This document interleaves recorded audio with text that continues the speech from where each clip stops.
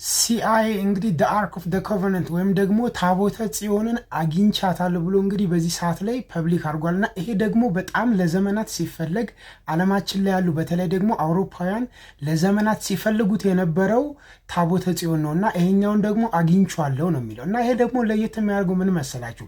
አጠቃላይ ታቦተ ጽዮኑ እንግዲህ በወርቅ ነው የተለበጠው ማለት ነውና በወርቅ ነው የተሸፈነው ወርቅ ነው ማለት ነው። ከዛም አልፎ ደግሞ እንግዲህ በታቦተ ጽዮኑ ውስጥ ማለት ነው ምን ይገኛል? የሙሴ 10ቱ ትእዛዛት የመጀመሪያው ኦሪጂናሉ ሙሴ ለእስራኤል ሕዝብ የሰጣቸውን ክርስቶስ ያስጻፈውን 10ቱ ትእዛዛት አለ አይደለ?